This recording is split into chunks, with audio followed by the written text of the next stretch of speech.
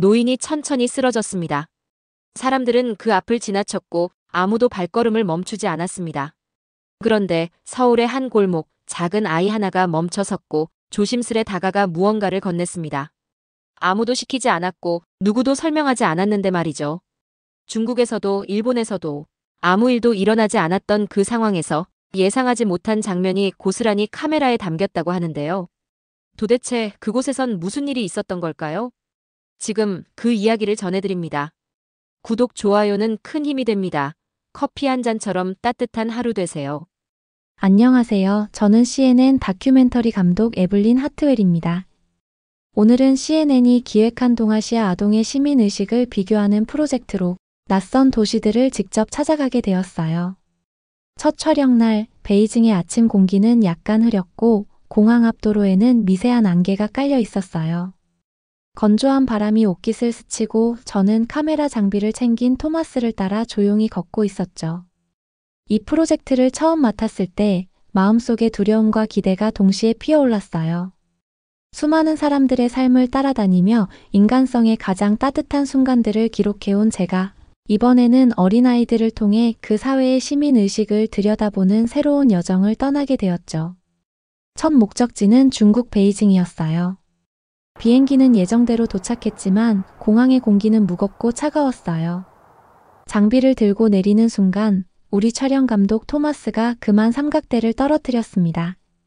금속이 바닥을 때리는 소리에 몇몇 사람들이 돌아봤지만 누구 하나 다가오는 사람은 없었어요.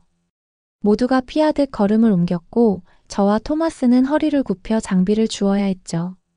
그 순간 낯선 도시가 더욱 멀게만 느껴졌어요. 며칠 뒤 베이징 시청과의 촬영 허가는 생각보다 더 까다로웠습니다. 수차례 서류를 보내고 일정이 미뤄지기를 반복했어요.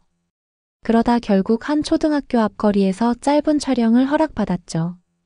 윤세온 배우가 노인의 분장을 하고 횡단보도를 천천히 건넜습니다. 손에는 짐이 들려 있었고 걸음도 더뎠어요. 카메라가 돌아가기 시작했을 때 저는 사람들의 반응을 지켜봤어요. 그런데 아이들은 그냥 지나쳤어요. 어떤 아이는 스마트폰에 시선을 고정한 채로 스쳐 지나갔고 또 어떤 아이는 고개를 돌려버렸습니다. 아무도 멈추지 않았어요. 컷. 제 입에서 그 말이 나왔을 때 마치 숨을 오래 참았던 것처럼 가슴이 답답해졌어요. 촬영을 마치고 돌아가는 길 한 아이에게 슬쩍 물어봤어요. 아까 왜 도와주지 않았니?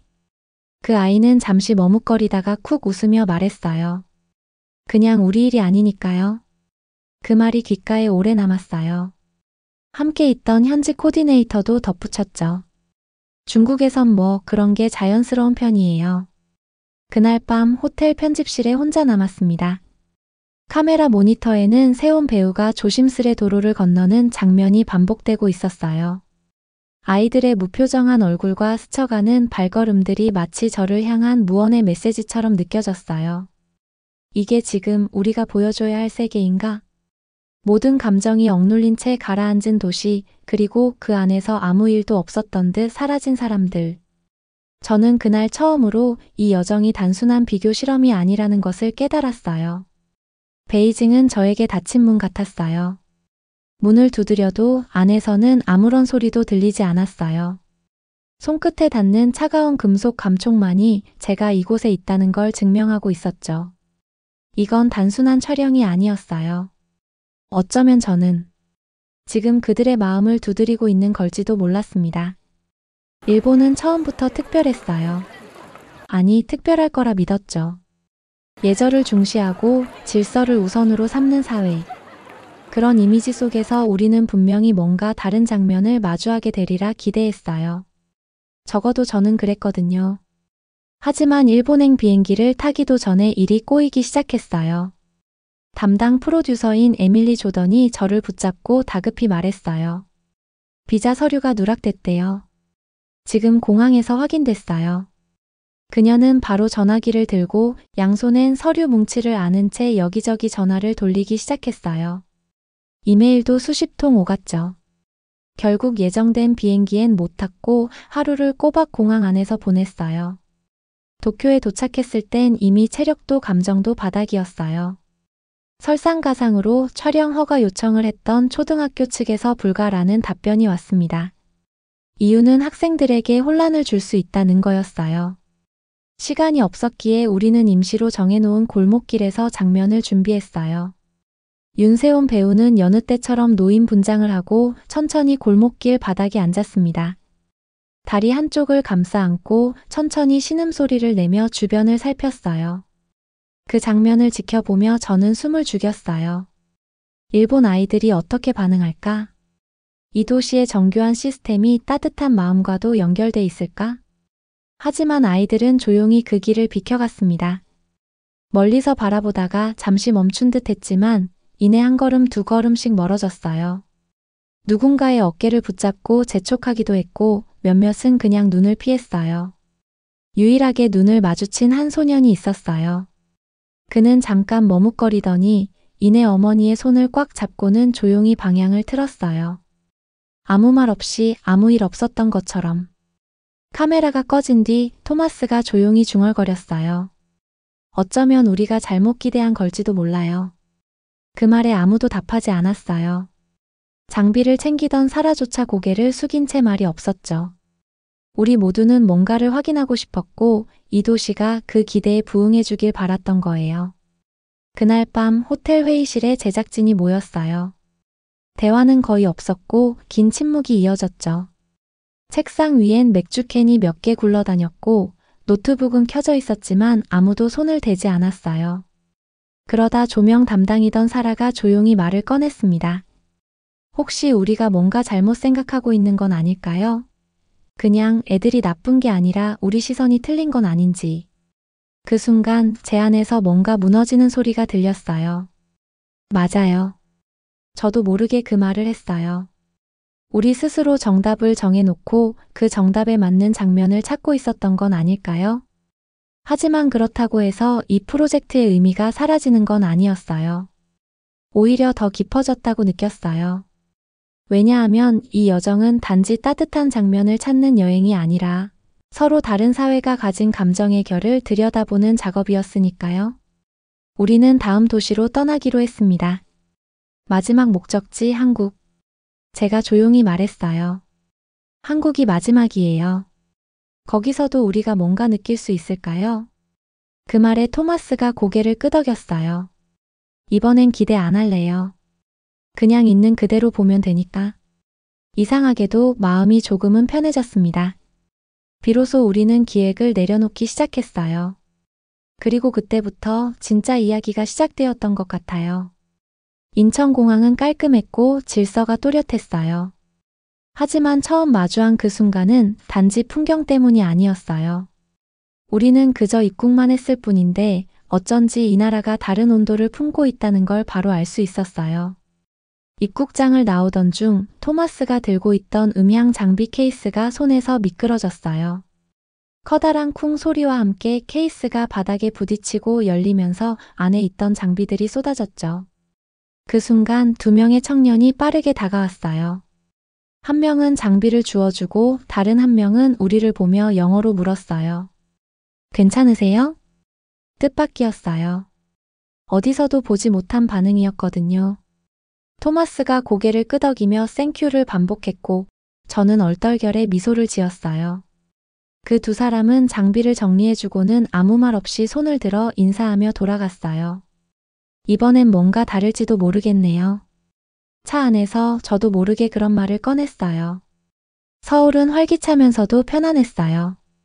복잡하지만 조용했고 빠르지만 혼잡하지 않았죠. 촬영 허가도 예상보다 빠르게 진행되었고 서울시청의 응대는 간결하면서도 따뜻했어요. 첫 촬영은 서울 시내의 한 초등학교 인근 골목길에서 진행되었어요. 오후 3시 반 무렵 하교하는 아이들이 하나둘씩 골목을 지나가기 시작했고 윤세온 배우는 노인 분장을 한 채 골목길 한쪽에 서 있었어요. 세온 배우는 걸음을 느리게 옮기며 가방을 떨어뜨렸고 무릎을 감싸 안은 채 조용히 앉아 있었어요. 카메라는 돌고 있었고 우리 팀은 말없이 그 장면을 바라봤어요. 한 아이가 조심스럽게 다가왔어요. 괜찮으세요? 그 목소리는 얇았지만 분명했어요. 그리고 그 아이의 뒤로 또 다른 아이들이 걸음을 멈췄어요. 도와드릴게요. 그 작은 손들이 가방 안에 물건을 하나씩 다시 담기 시작했어요. 누가 시킨 것도 아니었고 어른이 먼저 움직인 것도 아니었어요. 그 장면을 바라보며 저는 스스로에게 속삭였어요. 이건 대본이 아니야. 토마스는 모니터 앞에서 중얼거렸어요. 에블린, 이거 진짜예요. 아무도 시킨 게 아니잖아요. 도쿄에서도 베이징에서도 보지 못했던 장면이었어요. 그 도시들에선 아이들이 멀리서 바라보기만 했고 고개를 돌려 외면했어요. 하지만 이곳에선 아이들이 먼저 다가왔습니다. 촬영이 끝난 뒤 아이들에게 간단히 인사를 건넸어요. 아이들은 땀이 맺힌 이마를 문지르며 쑥스러워했지만 그냥요, 도와드려야 하니까요 라며 말했죠. 이 장면은 편집 없이 그대로 본사에 보내기로 했어요.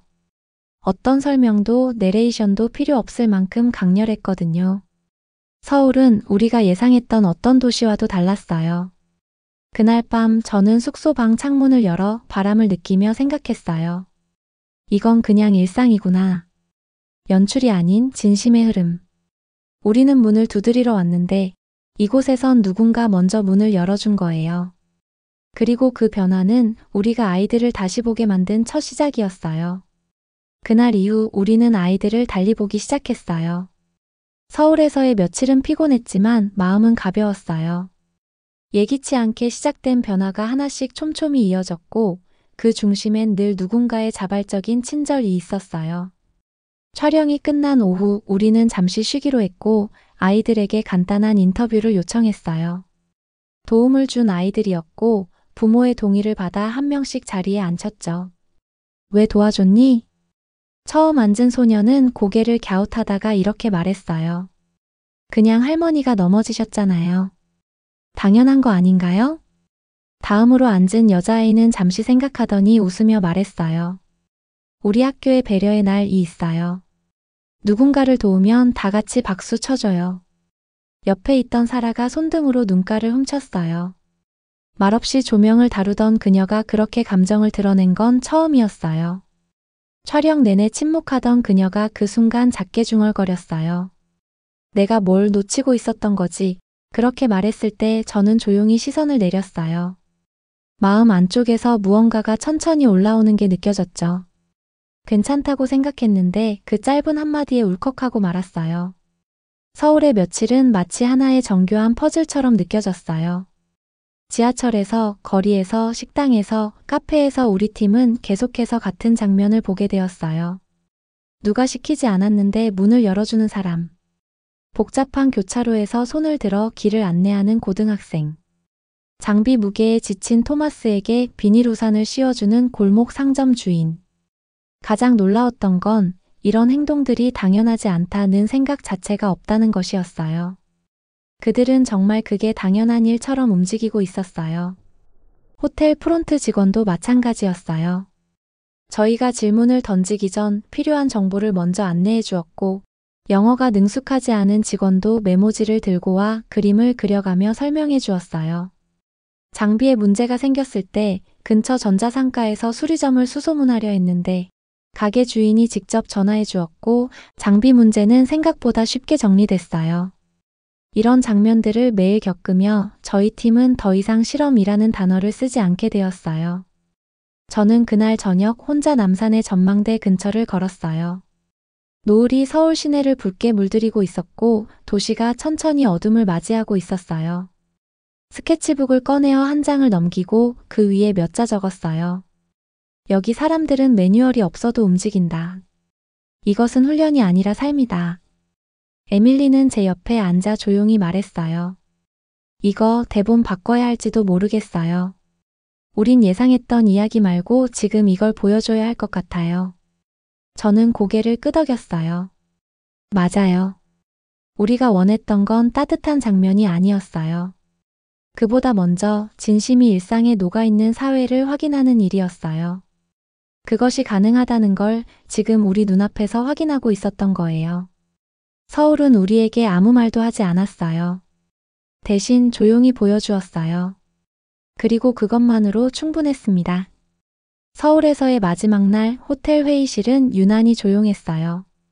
각자 노트북을 열고는 있었지만 아무도 자판을 두드리지 않았어요. 저마다 화면만 멍하니 바라보다가 고개를 숙였죠.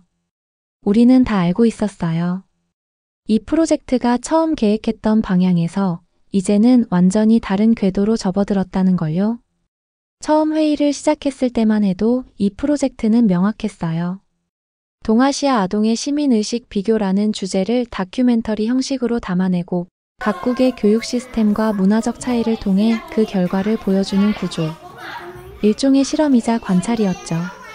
하지만 한국에서 보았던 장면들은 단순한 비교나 분석으로는 정리되지 않았어요. 그건 다큐멘터리가 아닌 누군가의 인생처럼 느껴졌어요. 토마스가 입을 열었어요. 에블린, 처음엔 이게 그냥 콘텐츠였어요. 그런데 지금은 제 이야기 같아요. 그 말에 아무도 반박하지 않았어요. 사라가 고개를 끄덕이며 덧붙였어요. 이건 그냥 영상이 아니라 우리 인생에 남을 경험이에요. 에밀리는 원고 파일을 열어두고 한참을 쳐다보다가 조용히 한 줄을 지웠어요. 그건 우리가 베이징에서 썼던 내레이션 초안의 일부였어요. 관찰자는 그저 객관적인 시선으로 존재해야 한다. 그 문장을 지우는 순간 우리는 모두가 관찰자의 자리를 떠났다는 걸 깨달았어요. 그날 저녁 저는 카메라 앞에 앉았어요. 마이크가 켜졌고 붐 마이크가 천천히 제 머리 위로 내려왔어요. 숨을 깊이 들이마신 뒤 조용히 말을 시작했어요. 중국과 일본에서 우리는 닫힌 문과 외면을 보았습니다. 그러나 한국에서는 우리가 문을 두드리기도 전에 누군가 먼저 그 문을 열어주었습니다. 잠시 말을 멈췄어요. 시민의식은 교육이 아니라 일상의 습관이었습니다. 그리고 그 습관은 타인이 아닌 마음에서 나왔습니다. 제 입술이 떨렸어요. 녹음 중이라는 걸 알면서도 감정을 눌러 담기 어려웠어요. 녹음을 마치고 자리에서 일어났을 때 저는 확신했어요. 이건 단지 결과물을 위한 작업이 아니었어요. 우리 모두가 이 여정을 통해 어떤 변화를 겪고 있었던 거예요. 다큐멘터리는 어쩌면 세상을 보여주는 도구일지 몰라요. 하지만 때로는 그 과정을 함께하는 사람들이 가장 먼저 변화해요. 서울에서의 마지막 날 밤, 우리는 야경이 보이는 한강변 카페에 모였어요. 누가 먼저랄 것도 없이 컵을 들어 건배했죠. 다시 돌아오고 싶네요. 사라가 말했어요. 토마스도 웃으며 고개를 끄덕였어요. 이번엔 카메라 없이요. 저는 아무 말 없이 창밖을 바라봤어요. 서울의 불빛이 강처럼 흘렀고 그 아래로는 수많은 삶이 조용히 지나가고 있었어요. 기획을 넘어서 우리는 누군가의 이야기를 훔쳐보는 관찰자에서 진심으로 감탄하고 존중하는 사람이 되었어요. 그렇게 다큐멘터리는 비로소 완성되기 시작한 거예요. 다큐멘터리가 CNN 본사 편성 회의를 통과한 건 서울로 돌아온 지 2주 후였어요. 예정보다 이른 결정입니다. 라는 담당 프로듀서의 목소리엔 흥분과 당황이 동시에 섞여 있었죠. 사실 우리 팀은 처음부터 이 작품이 크게 주목받으리라 기대하지 않았어요. 기획 의도는 좋았지만 시민의식이라는 주제가 뉴스 헤드라인만큼 자극적이진 않다는 걸 알고 있었거든요. 하지만 파일럿 편집본이 본사에 전달된 후 반응은 예상을 완전히 뛰어넘었어요. 상업성이 부족하다며 보류될 줄 알았던 영상이 그해 CNN 다큐멘터리 부문 올해의 기획작으로 선정되었고 정규 편성보다 한 달 앞서 전 세계 25개국에 동시 방영되기로 결정되었죠. 방영 첫날 저는 미국 뉴욕 본사 5층 편집실에서 화면을 지켜보고 있었어요. 편성표에 올라간 시간은 한국 기준 밤 11시였지만 트위터는 이미 난리가 났어요. 이게 바로 진짜 시민의식이다. 아이들이 사람을 배우는 사회에 부럽습니다. 배려는 한국어로. 그 해시태그는 단 48시간 만에 전 세계 120만 건 이상 언급되었고 인스타그램에는 서울 골목 사진과 함께 이곳에 다녀오고 싶다는 댓글이 쏟아졌어요. 놀라운 건 반응의 중심이 유럽도 미국도 아닌 중동과 남미였다는 점이었어요. SNS 피드를 뒤덮은 댓글 중 하나는 지금도 기억나요. 우리 아이도 저렇게 자랐으면 좋겠어요. 교육은 학교만의 책임이 아니네요. 제작 요청은 그날 밤부터 들어오기 시작했어요. UAE의 국영 방송, 스웨덴의 교육청, 브라질의 다큐멘터리 작가들까지. 그들은 한결같이 물었어요. 한국의 일상을, 그 따뜻한 시스템을 어떻게 설명할 수 있나요? 저는 잠시 생각하다가 이렇게 답했어요. 한국은 시스템이 사람을 만든 게 아닙니다. 사람이 시스템을 만든 나라예요. 그 말은 서울거리에서 수많은 사람들을 만났을 때 제가 마음속으로만 품고 있던 문장이기도 했어요. 그리고 며칠 후 윤세온 배우에게서 손편지가 도착했어요. 그날 아이들이 다가왔을 때 저는 연기를 멈추고 싶었어요. 너무 진심이 느껴졌거든요. 저를 일으켜주던 그 작은 손들이 아직도 생생해요. 그 아이들은 저에게 희망이었어요. 손글씨는 다소 삐뚤빼뚤했지만 그 안엔 세온 씨 특유의 따뜻한 마음이 담겨 있었습니다. 우리는 그 편지를 방송 후반부에 삽입했고 자막으로 이렇게 덧붙였죠. 당신의 손길은 연기가 아니었습니다. 우리는 그것을 기록했습니다. 방송이 끝난 지 한 달 후 저는 항공권을 다시 예매했어요. 이번엔 촬영 장비도 대본도 없이 단지 작은 가방 하나만 들고 떠나는 서울행 비행기였어요. 비행기 창가에 앉아 저는 처음 그 프로젝트를 제안받았던 날을 떠올렸어요. 막연한 주제, 까다로운 구조, 무거운 책임감. 하지만 결국 저를 움직였던 건 한 장면이라도 진심이 담긴 순간을 만나고 싶다는 마음이었어요. 그리고 저는 그 순간들을 분명히 봤어요. 서울의 아이들, 골목길의 상인들, 촬영을 도와준 공무원과 시민들. 그들의 말과 행동, 표정, 눈빛. 그건 교육이 아니었어요. 그건 문화도 전통도 아니었어요. 그건 그저 그들의 일상이었습니다. 그 진심이 세상을 바꾸기 시작한 거예요. 그리고 저는 그 시작을 함께 했다는 사실에 조금 울고 싶어졌어요. 그날 이후 제 다이어리 맨 첫 페이지엔 이렇게 적혀 있어요. 진심이 일상이 된 나라. 나는 거기서 사람을 배웠다. 이 사연을 읽으며 한 가지 확신이 들었습니다. 다큐멘터리는 보여주는 작업이 아니라 함께 겪는 여정이라는 걸요. 비교 실험으로 시작된 여정은 서울에서 만난 열린 마음을 통해 비로소 진심을 품게 되었죠. 우리가 찾던 건 답이었을까요? 아니면 그 답을 찾아가며 만난 사람들의 마음이었을까요? 캐나다 출신 유명한 영화배우이자 코미디언 짐 캐리는 이렇게 말했었죠. 사람들은 자기 기준으로만 이해하더라고요. 그래서 설명하지 않기로 했어요. 하지만 어떤 아이들은 말 대신 그들이 세상을 어떻게 보는지를 보여줬습니다. 아이들의 눈빛, 상인의 손짓, 공무원의 짧은 인사. 그 모든 건 아무도 바라지 않았지만 진심으로 움직인 마음이었죠. 누군가의 작은 친절의 마음이 움직였던 순간 여러분도 있으셨나요? 그 기억이 문득 떠오른다면 댓글로 나눠주세요. 구독과 좋아요, 알림 설정은 더 좋은 이야기를 만드는 큰 힘이 됩니다.